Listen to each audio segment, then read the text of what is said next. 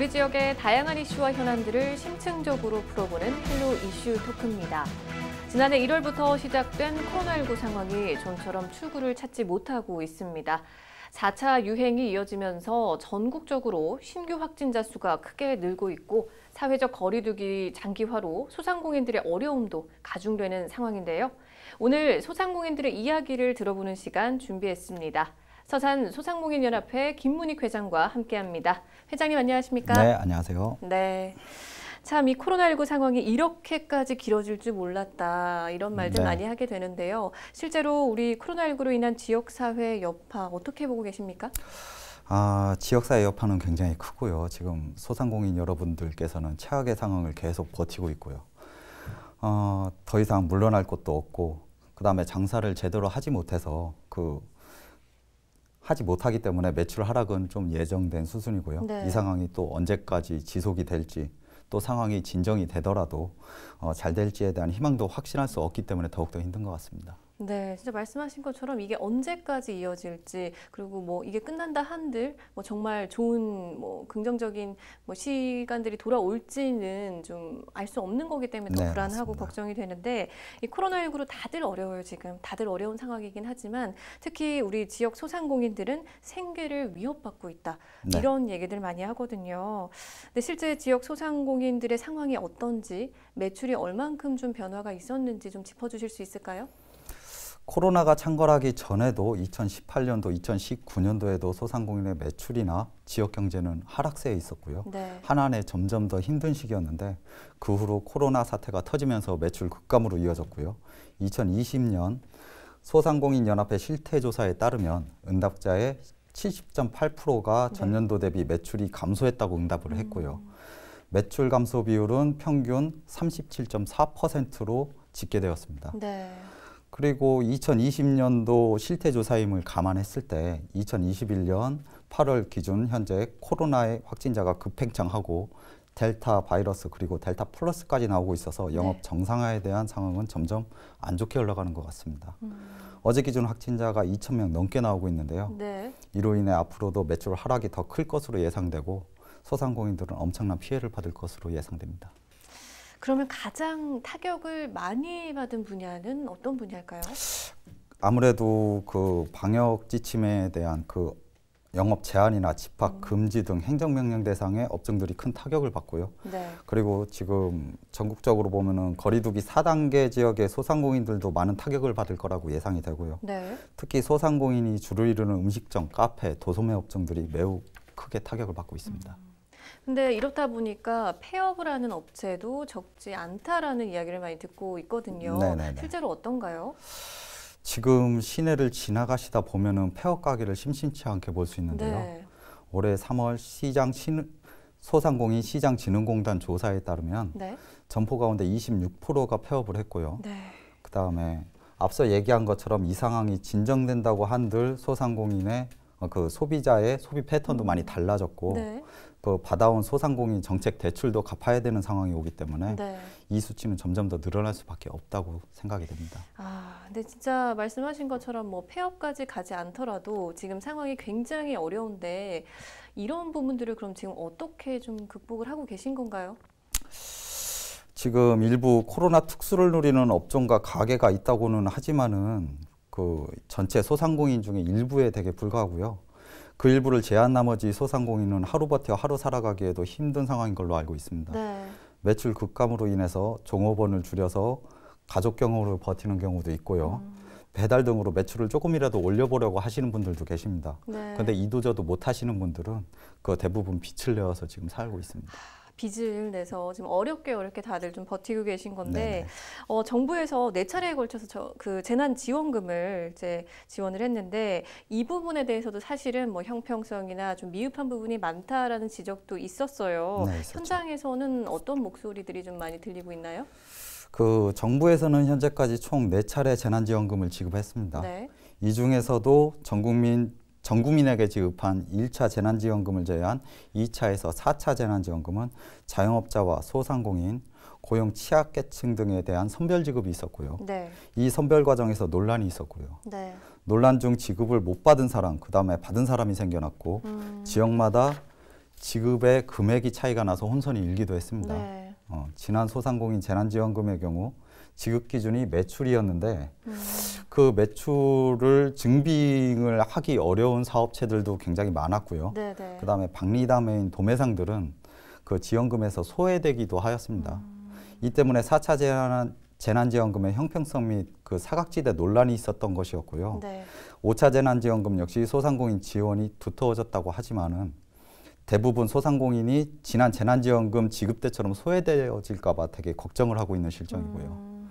5차 재난지원금의 최소 매출 기준이 8천만 원 미만인데 네. 많은 소상공인들이 8천만 원 미만에 속해 있어서 지원금은 그다지 많이 늘지 않을 것으로 보아서 되게 논란이 예상될 수도 있습니다.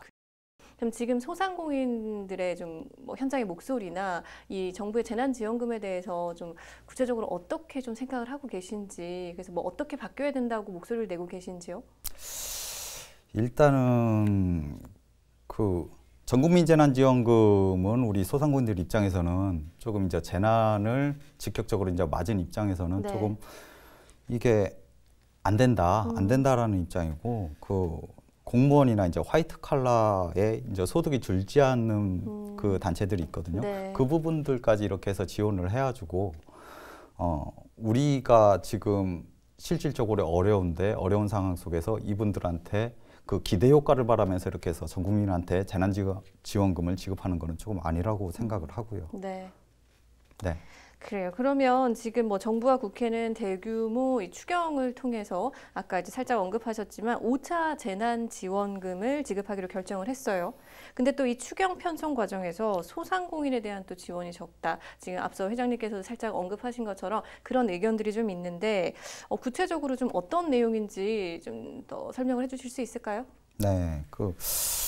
일단은 코로나로 인해서 직격탄을 맞고 K방역 최선봉에서 매출 감소를 무릅쓰고 방역 협조를 하고 있는 건 소상공인들이고요. 네. 그 소상공인들이 실질적으로 피해를 복구하기에는 지원금이 턱없이 좀 부족합니다. 네.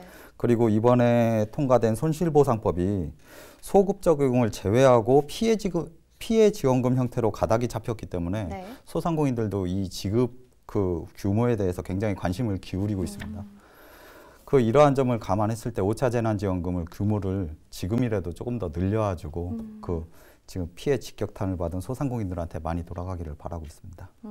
일단 규모를 좀 더 늘려야 된다라는 말씀이신데 네. 조금 더 구체적으로 설명을 해주시면 어떨까요? 일단은 좀 이렇게 모르시는 분들께서는 이게 어떤 식으로 좀 변화가 돼야 되는지, 좀 어떤 식으로 보완이 돼야 하는지 조금 와닿지 않을 수도 있거든요.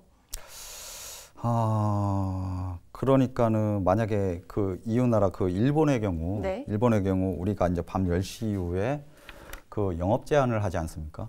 그 영업 제한을 하는 가게에 대해서는 최대 하루에 60만 원까지 지원하는 정책이 있어요. 네. 예, 그런 것처럼 우리나라도 이게 일률적으로 이렇게 뭐 정책을 시행을 할 게 아니라 업종별로, 그 다음에 타격받은 그 소상공인별로 이렇게 나눠서 좀 그 정책이 시행이 됐으면 좋겠습니다. 그러니까 지금 사실은 이제 소상공인들 중에서도 분야도 다르고 뭐 영업의 형태나 뭐 운영 시간들도 다 다를 수 있고 또 그에 따른 뭐 거리두기 제한도 다 다르잖아요. 다르게 네네, 적용이 맞습니다. 되는데 이제 그런 거를 좀 반영을 해서 지원도 좀 이렇게 맞춤형으로 네네네. 이루어지면 좋겠다라는 말씀이신 것 네, 같네요. 맞습니다.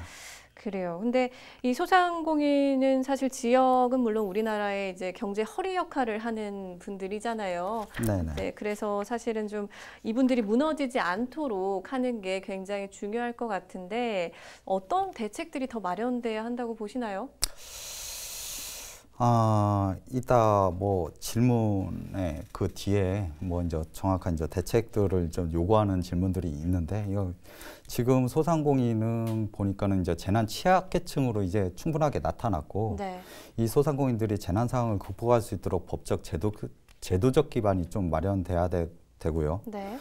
정부 및 국회에서는 현재 상황이 종료될 것을 대비해서 민과 간이 협력하여 지역 기업들과 그다음에 지역의 기관들과 상생을 좀 유도를 해야 되고요. 현재 소상공인들이 의견과 요구를 반영할 수 있게 제도적인 개선이 좀 시급하다고 생각이 듭니다. 일단 상생, 뭐 제도적인 개선이 좀 어떻게 이루어져야 될까요? 그런 부분을 위해서? 일단은 정부에서 소상공인 목소리를 굉장히 많이 들으려고 좀 더 노력을 많이 해야 되고요. 네. 예, 그 요구에 맞게 좀 반영될 수 있게 정책 시행이 네. 반영될 수 있게 좀 유연성 있게 좀 네. 그렇게 좀 진행이 됐으면 좋겠습니다. 네. 혹시 뭐 지금 굉장히 제일 아쉽게 생각하시는 부분이 있을까요? 회장님께서? 지금 정책 대부분의 그 소상공인 지원이라는 게 그 대출로 이루어져 있어요. 대출은 결국에는 소상공인의 빚이 되고요. 네. 그 빚은 갚아야 되는데 빚을 빌리는 거는 지금 현재 앞서도 얘기했듯이 우리가 생활비로 하는 게 아니라 영업에 대한 매출의 기대를 가지고 대출을 하는 거거든요. 네. 근데 지금 현재 상황으로서는 이 시국이 지나간다고 해도 네. 그 매출에 크게 기대를 할 수가 없기 때문에 그 대출 말고 또 다른 지원책이 굉장히 많이 좀 연구가 필요하다고 생각합니다. 아, 그렇군요. 지금 현재는 일단 소상공인들의 그 대출에 관한 부분의 지원이 좀 많은데 그 네. 외적인 부분도 좀 신경을 써주면 좋겠다 이런 네네. 말씀이신 것 같네요. 자, 근데 사실 뭐 충청남도에서도 소상공인 지원 정책을 다양하게 추진을 하고 있는 걸로 알고 있어요. 이에 대해서 우리 지역 소상공인 또 회장님께서는 어떻게 평가를 하고 계신지 좀 궁금한데요. 네, 현재 충청남도에서 시행되어지고 있는 정책들을 지역 소상공인들이 굉장히 모르시는 분들이 훨씬 더 많아요. 네. 네, 이러한 부분을 보면은 정책 홍보에 관해서는 잘 안 되어지고 있는 것 같고요. 네. 이 때문에 정책에 대한 지원을 받은 사업장도 충남 소상공인 사업자 비율로 보면은 너무 적어가지고 그 홍보라든지 아니면 지원 예산에 대한 확보도 굉장히 많이 필요하다고 생각이 듭니다. 그리고 정책들을 면면히 보면은 온라인 진출을 하기 위한 활성화 지원 및 역량 교육들이 굉장히 많아요. 근데 하지만 지금 우리 지역 소상공인들의 평균 나이대를 보면 50대 중후반이거든요. 네. 그 국세청 통계조사에 나오고 있고요. 50대 네. 중후반이라고. 이분 사업장 운영 연도수를 보면 적게는 15년에서 많게는 30년까지 운영을 하고 계시는 분들입니다. 네. 근데 이분들을 모시고 이런 온라인 교육을 효과를 봐서 얼마나 몇 개 업체나 경영을 바꾸어서 새로운 매출을 일게 할 수 있을지에 대한 의문도 들고요. 네. 물건을 온라인으로 팔기는 하는데 인터넷 플랫폼에 대한 수수료도 무시를 못하고요. 그렇죠. 거기에 따른 택배비까지 가중을 하면은 이 소상공인들의 제품에 대한 경쟁력은 떨어질 수밖에 없어요. 네. 현재 구독경제건 온라인 마케팅이고 많은 대기업들이 잠식한 상태고요. 네. 온라인 판매를 위한 소상공인 사업장의 인력도 녹록지 않은 부분이고요. 이러한 사항들을 고려했을 때 현재 재난 상황에서 교육보다는 재난 기간 동안에는 실질적인 지원 정책인 경영환경 개선 사업이라든지 네. 협업 활성화 지원 사업이 예산이 그렇게 해서 조정이 돼서 조금 더 많아지기를 좀 바라보고요. 네. 다음으로 좀 제가 그 정책을 좀 건의를 네. 이렇게 해서 하자고 네네. 하면은 첫 번째는 지역의 예정 입주기업과 현재 입주기업 그리고 각 지역의 공기관, 공기업들과 각 해당 지역의 소상공인들과의 상생 협력을 지원하는 정책이 생겼으면 좋겠고요. 상생 협력을 네. 지원하는 거요. 네. 현재 지역의 기업들과 기관들이 표면적으로는 지역 경제가 상생을 외치고 있지만 현재 상생은 굉장히 미비하다고 볼 수 있어요. 네. 우리 소상공인들도 근데 이러한 기관들과 기업들이 쉽게 이제 소상공인의 제품을 접할 수 있도록 그 플랫폼을 마련하는 게 좀 중요하고요. 네. 두 번째로는 소상공인들에 대한 금융 서비스가 좀 출범을 해서 네. 그 소상공인의 대출이라든지 아니면 금융에 대한 그 혜택이라든지 그런 게 이제 소외되지 않게끔 하는 게 중요하고요. 네. 예를 들어서 농민들은 그 농협이라는 게 있지 않습니까? 네. 그 농협에 대해서 사업을 운영을 하고 그다음에 금융 서비스도 굉장히 많은 혜택을 받고 있습니다. 네. 그런 것처럼 우리 소상공인도 소상공인의 전체 사업과 그다음에 금융 프로그램을 좀 이용할 수 있게끔 해줘야 되는 정책이 두 번째로 좀 필요한 것 같고요. 네.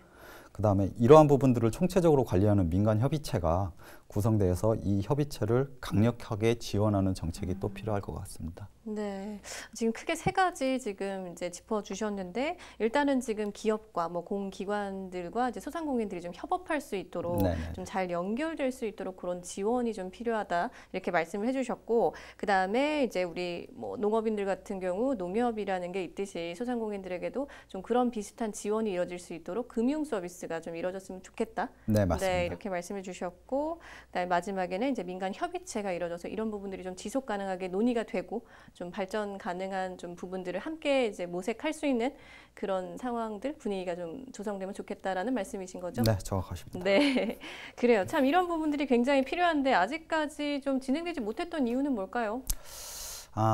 일단은 여러 가지의 유사단체가 난립해서 네. 이게 지자체에서도 조금 혼동이 있었고요. 네. 거기에 대한. 그리고 소상공인들의 또 참여도 이렇게 그다지 많지는 않았어요. 그러니까는 그 지자체에서도 그 정책을 시행을 할 때 네. 소상공인 목소리가 한 목소리가 나면은 좋은데 네. 그 목소리가 여러 갈래로 목소리가 나면은 그 형평성의 문제라는 거를 네. 들기 때문에 그런 부분들이 이제 굉장히 많이 아쉬웠는데 네. 지금은 천천히 소상공인 연합회가 그 중심축을 잡고서 네. 천천히 가고 있으니까는 충분하게 될 거라고 생각됩니다. 네. 그 지금 말씀하신 게 참여도 또 얘기하셨는데 네. 사실은 그것도 아까 살짝 언급하신 홍보나 네, 뭐 안내가 또 충분하게 이루어지지 못한 부분도 영향이 있을 수는 있겠네요. 네네. 그럼요. 네, 그래요. 그럼 코로나19 상황과 관련해서 소상공인 연합회 차원에서 좀 어떻게 대응하고 계신지 말씀 좀 해주시겠어요? 네, 소상공인 연합회와 그다음에 지자체가 좀 지금 하고 있는 일을 좀 이렇게 얘기를 드리겠습니다. 네. 그 소상공인 연합회에서는 소상공인들이 온전히 영업 자유를 누릴 수 있는 날이 올 수 있도록 정부와 국회의 특단의 대책을 요구하고 있고요. 네. 지속적인 논평과 기자회견을 통해 소상공인의 현 상황을 전달하고 있고 거리두기 단계를 논의하는 생활방역위원회에 실질적으로 영업하는 소상공인들의 목소리가 반영될 수 있도록 목소리를 높이고 있습니다. 네. 지역의 소상공인들의 법정 경제단체인 소상공인 연합회에 참여할 수 있도록 지역에서는 계속 홍보를 하고 있고요. 네. 그리고 지자체에서도 지역 소상공인 연합회와 같이 많은 노력을 하고 있는데요. 서산시와 당진시 같은 경우에는 소상공인 지원센터를 운영하여 지역 소상공인과 소통에 대한 많은 노력을 하고 있고요. 네. 그다음에 서산시 같은 경우에는 연합회가 센터의 운영을 주도적으로 할 수 있게 해서 2022년에 서산시 소상공인들을 위해서 지원과 사업을 서산시청과 같이 계획하고 있습니다. 네. 또한 충청남도에서도 전국 최초 도산화 소상공인위원회를 만들어서 그 타 도와는 다르게 소상공인들과 소통하려고 굉장히 많이 노력을 하고 있습니다. 네, 뭐 소통이나 지원, 뭐 이런 다양한 분야에서 지금 역할을 하고 계신데 또 그 역할을 하는 이 소상공인 연합회 회장님이시잖아요. 네. 네, 혹시 앞으로 계획도 있으실까요? 계획은 금방 전에도 얘기했듯이 이런 정책들이 지금 그 소상공인들의 실생활에 녹아내기를 굉장히 많이 바라면서 그 활동을 하고 있고요. 그 활동 안에 그 계획이 다 있다고 네. 보시면 됩니다. 그럼 방송을 통해서 마지막으로 전하고 싶은 말씀도 있으실까요? 네. 제가 TV를 시청하고 계시는 소상공인들의 마음을 잘 대변했는지는 잘 모르겠습니다. 현 시점에서 우리 소상공인들은 코로나 상황이 빨리 지나가길 바라고 있고요. 하지만 또 다른 걱정이 지금 상황이 지나간다고 하더라도 제2의 코로나, 제3의 코로나가 오지 않을 거라는 법이 없습니다. 덧붙여 경제 전문가들의 경제 침체에 대한 우려도 우리의 지금 버티고 있는 힘을 떨어뜨리고 있고요. 네. 지금 현재 정부 당국과 국회는 소상공인의 지원과 육성을 다시 한번 생각해 봐야 될 것 같고요. 소상공인이 지역에서의 역할과 책임을 다할 수 있도록 적극적인 관심이 필요합니다. 네. 우리 소상공인 여러분들도 각 지역의 소상공인 연합회를 통해 활동하시고 참여하시면서 각 자신이 해당되는 정책과 지원에 의견을 내고 제안을 하셔야 그래야 지금 현 상황이 바뀌어질 수 있습니다. 올해 들어 13번째 거리두기 연장으로 거듭되는 영업 제한과 매출 실종 상태에 놓인 소상공인의 문제에 대한 특단의 대책을 긴급하게 수립해서 정부와 국회에 다시금 그 수립에 축고를 부탁드리겠습니다. 네. 네. 사실 참 모두가 힘든 상황이고 너무나 어려운 상황입니다. 네. 모두가 바라는 게 이게 빨리 좀 끝났으면 하는 이제 그런 상황인데 그럼에도 불구하고 또 이렇게 꿋꿋이 우리가 이겨내고 있고 희망은 절대 좀 잃지 않았으면 좋겠어요. 네, 네, 그래서 우리 회장님께서도 지금처럼 우리 소상공인들 가까이에서 이제 좀 힘차게 꿋꿋이 버텨주셨으면 좋겠습니다. 충남 방송에서도 많은 관심 부탁드리겠습니다. 네, 알겠습니다. 오늘 말씀 잘 들었습니다. 고맙습니다. 네, 감사합니다. 거리두기 조치가 길어지면서 소상공인들의 피해도 커지고 있는데요. 실질적인 도움이 될 수 있는 지원들이 이뤄져야 할 것 같습니다. 헬로 이슈 토크 오늘 저희가 준비한 소식은 여기까지입니다. 함께해 주신 여러분 고맙습니다.